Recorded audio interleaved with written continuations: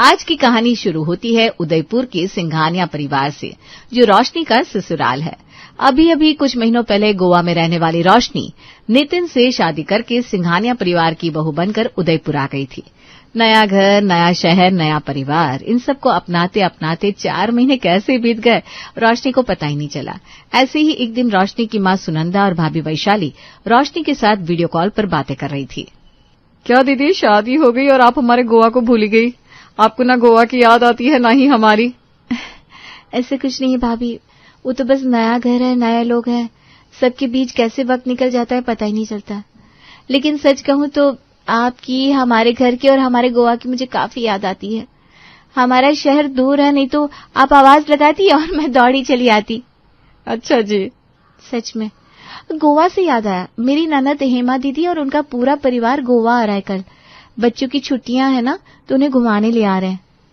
अरे तो फिर उनको कहना कि घर भी आए। इतनी दूर आ रहे हैं और हमसे बिना मिले जाएंगे तो अच्छा थोड़ी ना लगेगा।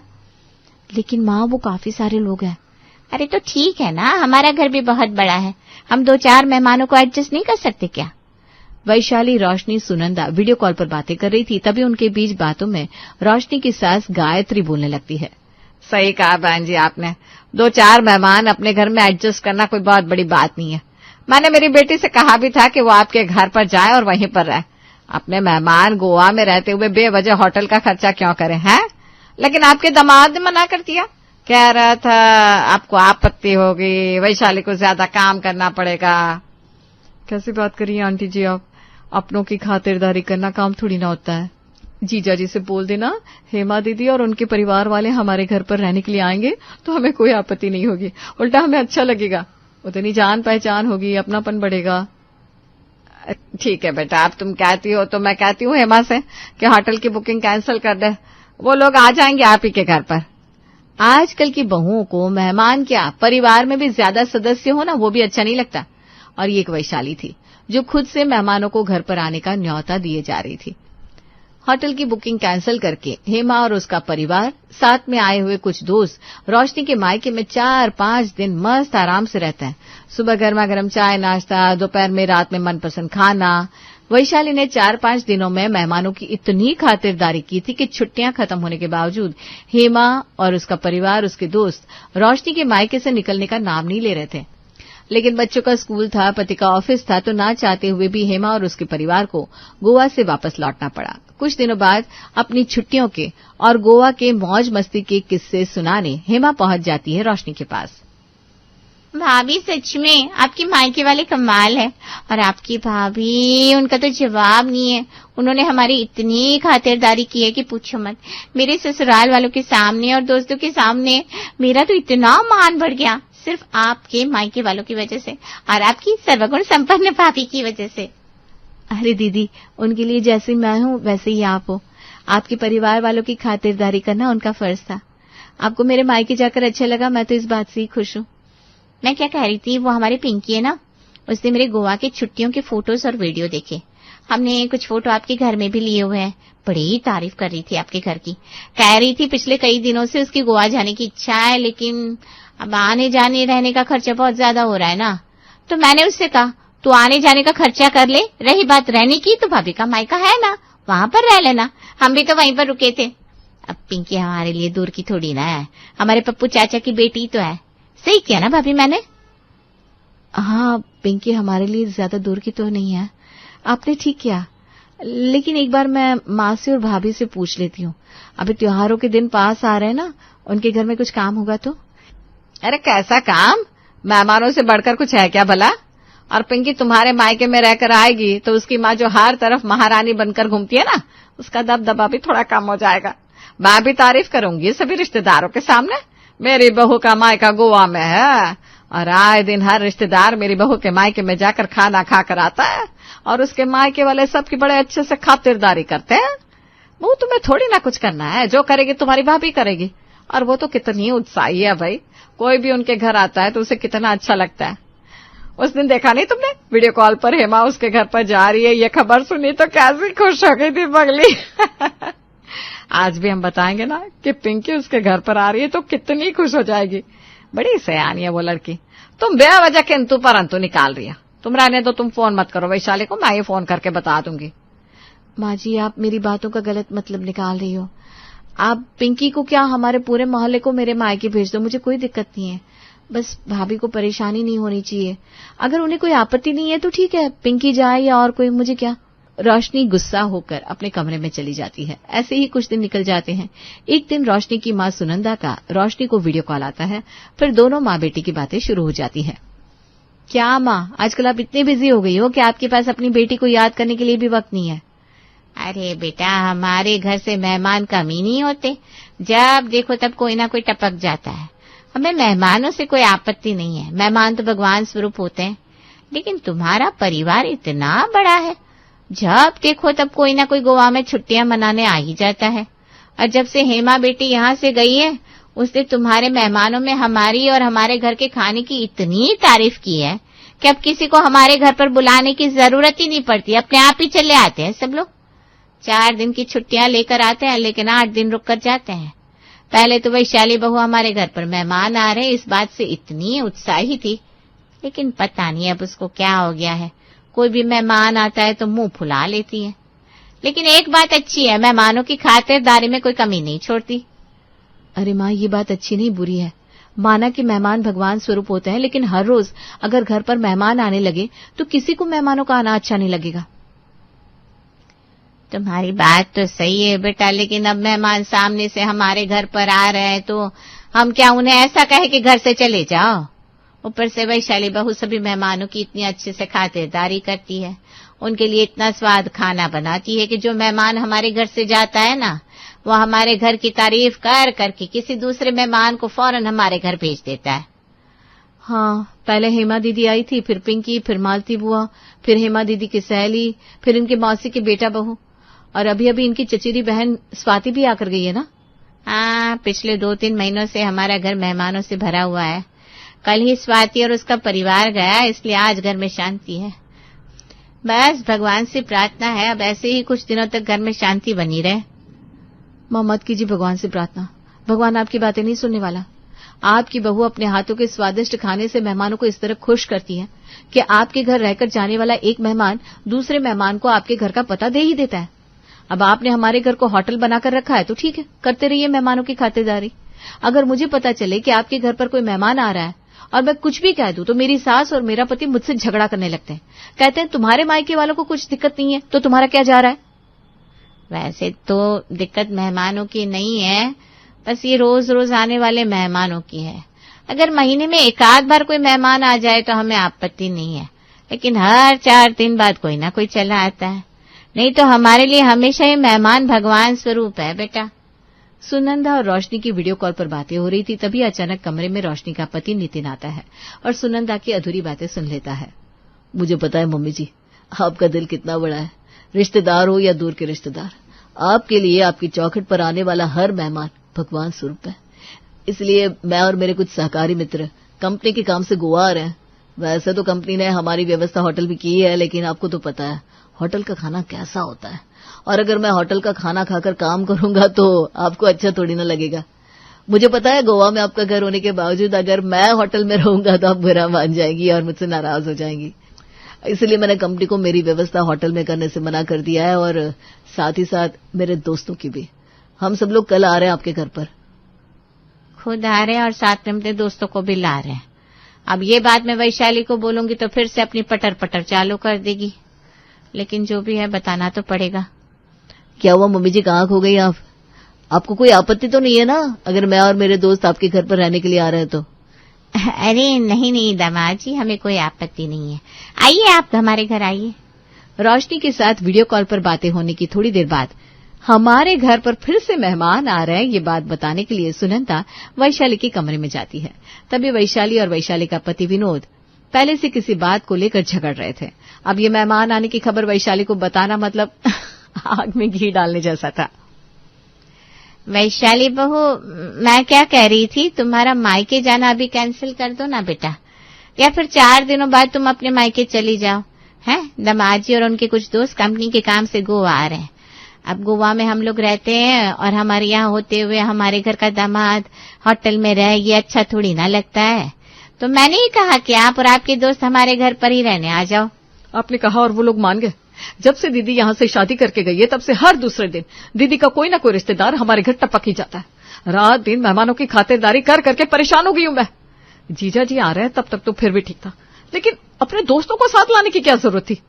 माँ जी, आपने उन्हें घर पर बुलाया है ना, तो अब उनकी खातिरदारी आप ही करना। मैं आज आ रही हूँ अपने मायके। अरे मुझसे कैसे होगा इतने लोगों का काम? और वैसे भी हमारे घर में जितने भी मेहमान आ रहे हैं वो सब तुम्हारी वजह से आ रहे हैं। ना ही तुम मेहमानों को अच्छा अच्छा खाना खिलाकर खुश करती, ना ही वो बार बार हमारे घर पर आते।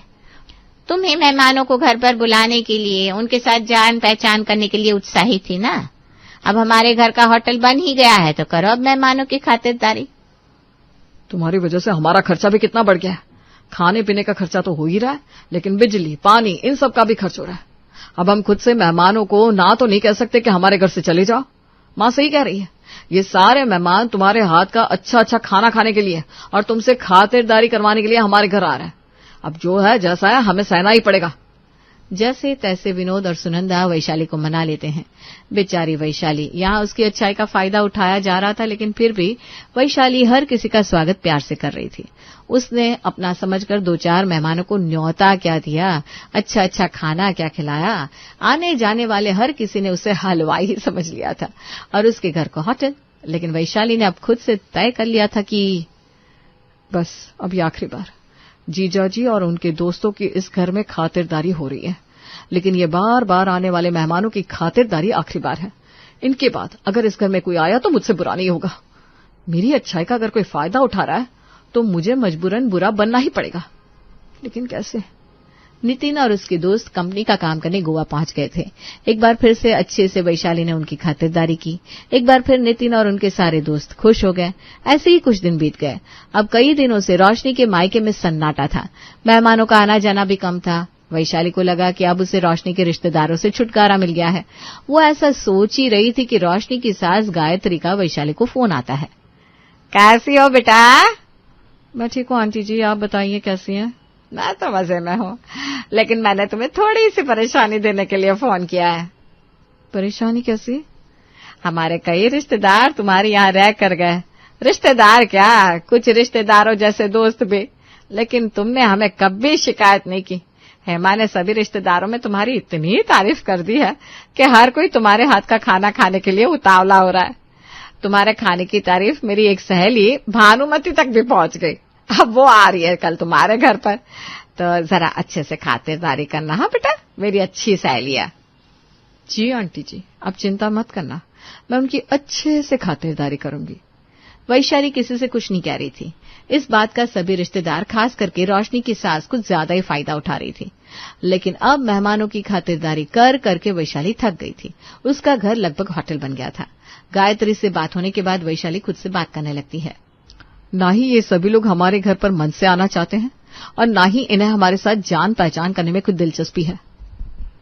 ये लोग तो बस मतलब ही है, गोवा घूमना चाहते हैं, लेकिन होटल का खर्चा कम हो इसलिए हमारे घर पर आ रहे हैं और हमारा खर्चा और काम बढ़ा रहे हैं। लेकिन अब बस। अगले दिन गायत्री की सहेली भानुमति और उसका परिवार वैशाली के घर पर पहुंच जाता है। भानुमति और उसके परिवार का स्वागत तो बड़े अच्छे से होता है, लेकिन अब आता है कहानी में ट्विस्ट। वैशाली क्या हुआ तुम्हें? वो घर में मेहमान आए ना तो बड़े बर्तन निकाल रही थी और कुर्सी से गिर गई। तुम्हारे पैर में तो सूजन है। अब मेहमानों की खातिरदारी कौन करेगा? मेरे पैर में मोच आई है, लेकिन आंटी जी की बहू है ना, वो बना लेगी सबके लिए खाना और आंटी जी भी मदद कर देगी उन्हें, है ना आंटी जी? क्या? हाँ, हम दोनों मिलकर सब कर लेंगे। ये क्या मुसीबत है, काम से छुटकारा पाने के लिए घूमने आए हैं और यहाँ आकर भी काम हमारे पीछे पड़ गया।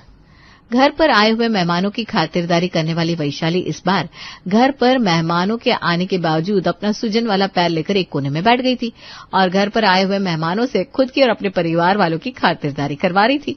घर के बर्तन, कपड़े और सबके लिए खाना बनवा रही थी। बड़े मजे से 4 दिन तक वैशाली के हाथों का स्वादिष्ट खाना खाने वाले मेहमान इस बार उसके घर में 2 दिन भी नहीं टिक पाए। 2 दिन तक घर का काम करने के बाद तीसरे दिन सुबह सुबह, बेटा वैशाली, अब तुम्हारे पैर की सूजन भी कम हो गई है और मेरे बेटे को ऑफिस पे जल्दी बुलाया है, तो अब हम निकलते हैं। अरे आंटी जी ऐसे कैसे, मैंने तो आपकी कुछ खातिरदारी भी नहीं की। और 2 दिन रुक जाइए, मेरा पैर ठीक होने के बाद मैं आपकी अच्छे से खातिरदारी करूंगी।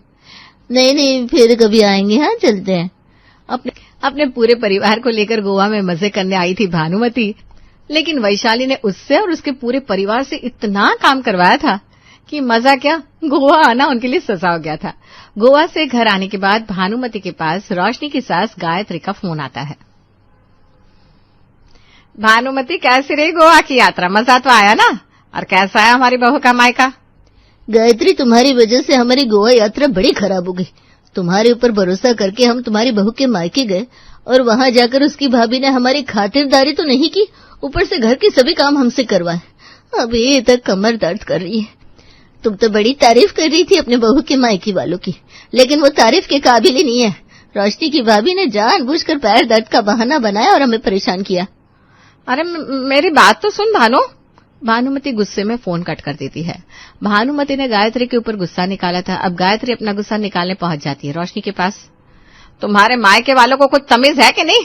उन्होंने मेरी खास सहेली का अपमान किया है, उससे सारे घर के काम करवाए, झूठ मूठ के पैर दर्द का बहाना बनाकर।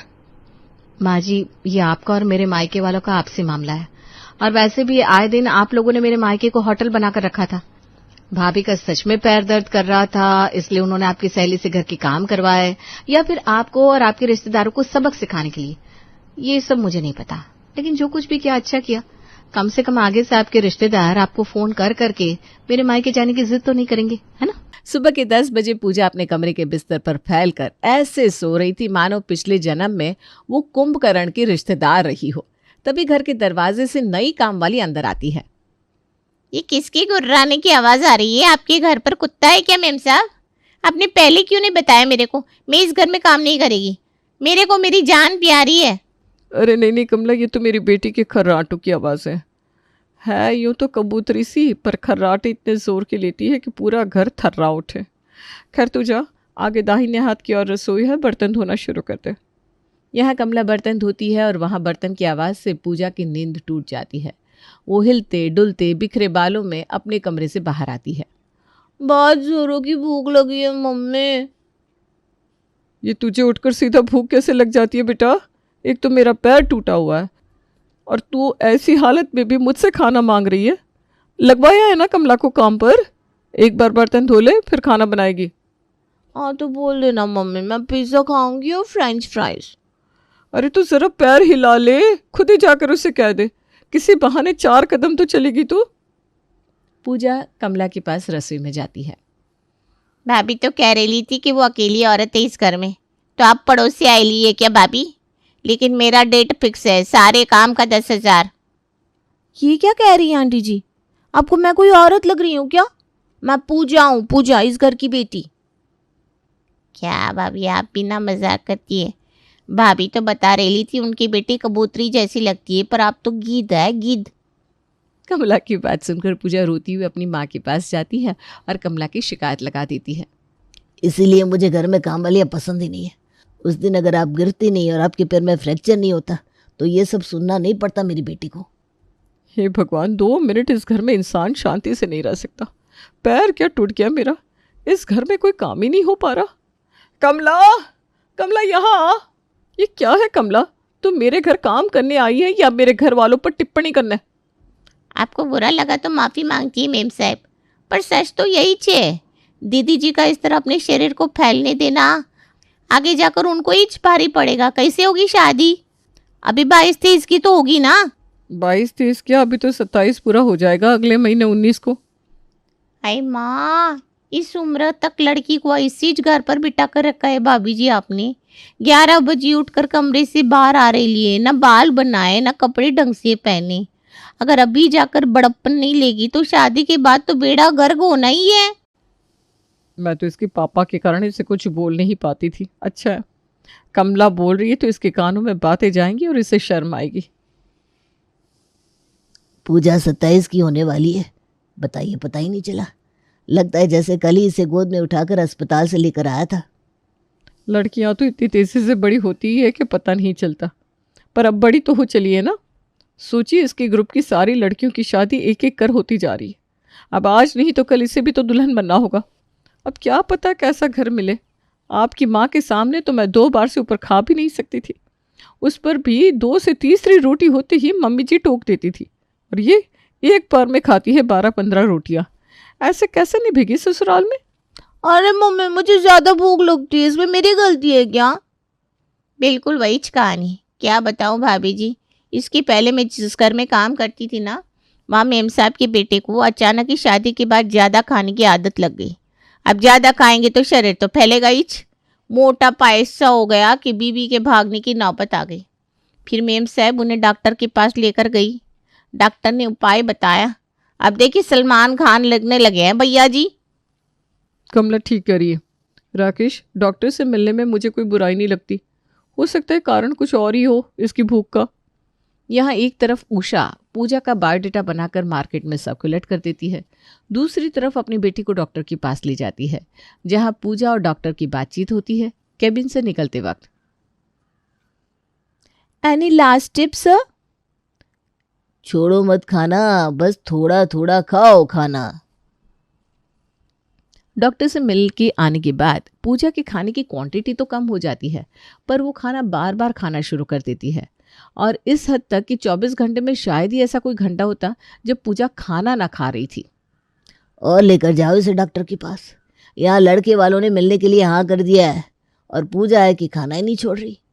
अगर ये इसी तरह 24 घंटे मुंह में खाना लेकर बैठी रहेगी तो मिलना कैसे होगा लड़के वालों से, और उन्हें सब पता चल गया तो कैसे होगी शादी फिर। आप बस लड़के वालों को बुलवाइए, बाकी सब मैं देख लूंगी जी। और अपना दिमाग लगाकर उषा जानबूझकर लड़के वालों को बाहर रेस्टोरेंट में खाने पर बुलाती है। कसम से भाभी जी, आपकी बेटी तो बड़ी मजाकिया है। अगर प्रेम और पूजा की शादी हो गई ना तो प्रेम कभी उदास नहीं रहेगा, ये तो मैं गारंटी दे सकती हूँ। तो इसी बात पर दोनों अलग जाकर बात कर ले तो अच्छा होगा नहीं? अलग? ये लो बेटा पॉपकॉर्न का पैकेट। बात करते करते मुंह चालू रहना चाहिए, वरना इंसान बोर होने लगता है। जैसी पूजा वैसे आप अंकल जी। और मस्त खाते खाते पूजा और प्रेम की बातचीत आगे बढ़ती है।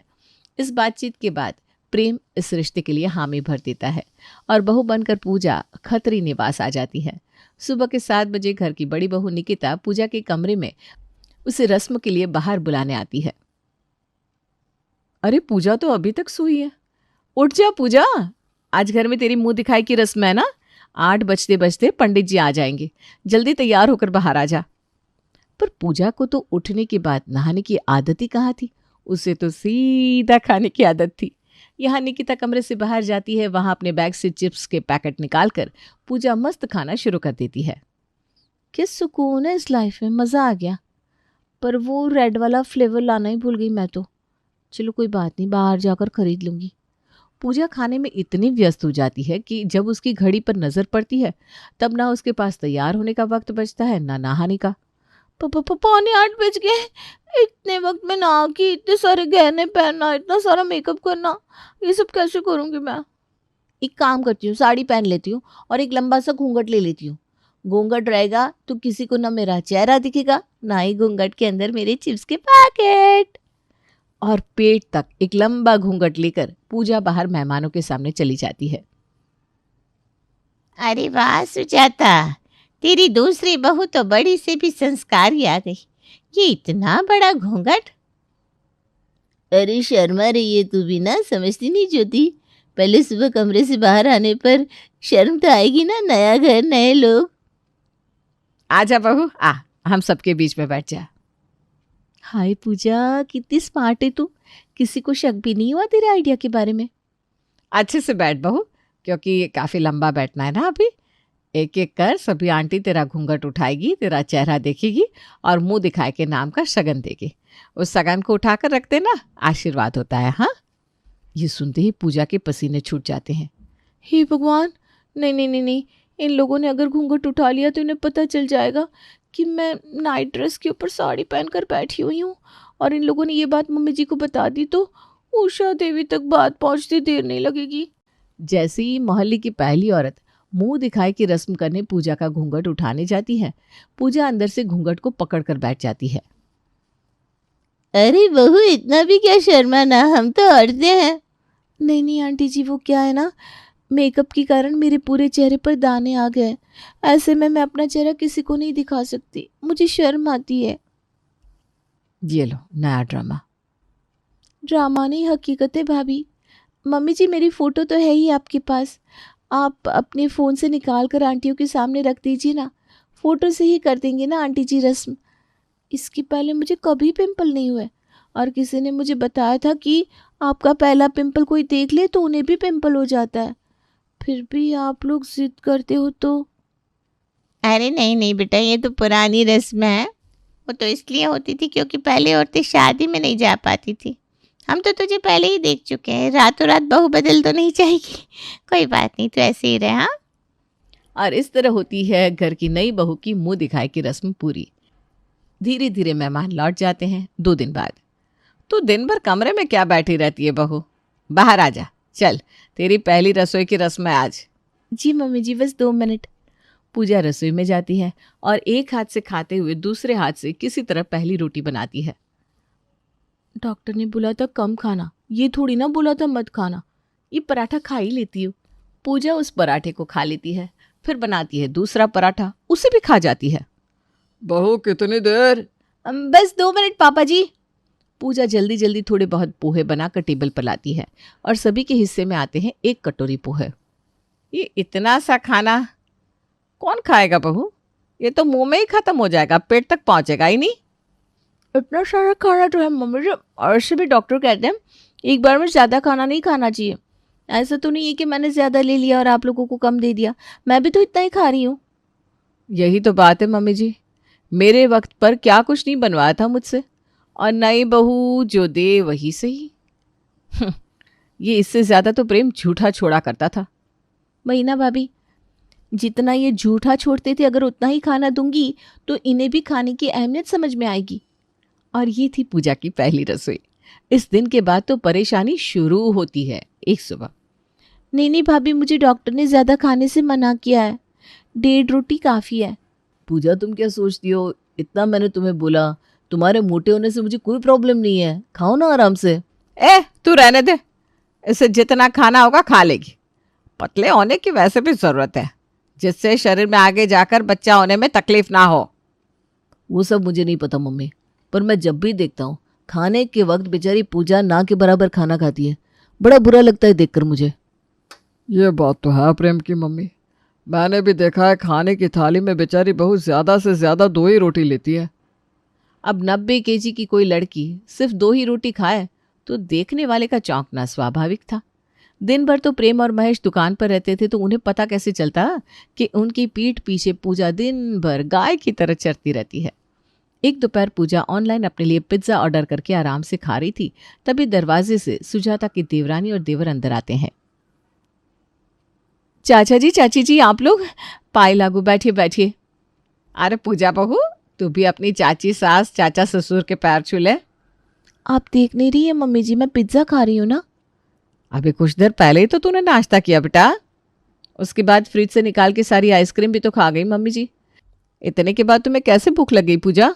क्या भाभी, आप भी ना, खाने की टेबल पर 2 ही रोटियां ली थी मैंने, तो भूख तो लगेगी ना। बस ये स्लाइस खत्म करके आ रही हूँ। पूजा पिज्जा बेस्ड स्लाइस खाकर घर पर आए मेहमानों के पैर छूती है और वापस से पिज्जा का दूसरा स्लाइस खाने चली जाती है। मान गए भाभी आपको, मेरे वक्त तो इतनी कड़ाई बरतती थी आप, जिसके कुछ कहनी ही नहीं। और यहाँ आपकी बहू को इतनी भी फुर्सत नहीं कि घर पर आए मेहमानों के साथ 10 मिनट बैठ जाए। पूजा, ये खाना वाना बाद में करना, अभी जाओ मेरे लिए चाय बनाकर लेकर आओ, और तुम्हारे चाचा जी के लिए पकौड़े। रोमेट चाची जी। अपना स्लाइस पूरा करने के बाद पूजा रसोई में जाकर चाय और पकौड़े तो लेकर आती है, पर मेहमानों के साथ ही उस नाश्ते को खाने भी बैठ जाती है। ये नाश्ता लाते ही तो पकौड़े खाने क्या लग गई बेटा, जाकर चटनी बनाकर ले आ। खाते वक्त किसी को काम के लिए नहीं बोलते चाची जी, आपको दिख नहीं रहा मैं नाश्ता कर रही हूँ। बाप रे, ये सुनने के लिए आई थी क्या मैं भाभी मुझे नहीं करना नाश्ता? ये आपके देवर 5 स्टार होटल में नाश्ता करने वालों में से है। वो तो रास्ते में आपका घर पड़ गया तो हम यहाँ आ गए, पर बहुत बड़ी गलती हो गई। चलिए जी। अरे रुक जा पारुल, तू और देवर जी बिना खाए चले गए तो ये मुझसे बड़े नाराज होंगे। वो तो हमारी इतनी बेइज्जती करने के पहले सोचना चाहिए था भाभी आपको। पूजा ने तो हद ही कर दी थी। जब देखो खाना खाना और खाना। एक दोपहर निकिता रसोई में खाना बना रही थी। अपनी बड़ी बहू को रसोई में देखकर सुजाता अपनी छोटी बहू के कमरे में जाती है, जहां पूजा रजाई ओढ़कर बैठी हुई थी। तेरी जेठानी खाना बना रही है, क्योंकि तेरे हाथ से तो खाना अच्छे क्वांटिटी में बनता नहीं। एक काम कर, तू जाकर कपड़े धो ले पूजा। अरे मम्मी जी, खाना खा रहे इंसान को कभी काम नहीं बोला जाता। आप देख नहीं रही मैं खाना खा रही हूँ। अब यहाँ क्या खा रही है तू? पूजा रजाई उठाती है और रजाई के नीचे होते हैं वेफर्स। हे भगवान, ये ऐसे पतली होगी तू? दिन में कौन सा वक्त होता है जब तुम खाती नहीं हो?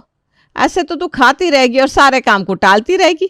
शरीर हिलेगा नहीं तो वजन और भी चढ़ेगा। मैंने कभी काम करने से मना किया क्या मम्मी जी? अब खाकर नहाऊंगी भी। और वैसे भी डॉक्टर ने कहा है कि खाना मत छोड़ो, बस धीरे धीरे खाओ, कम खाओ।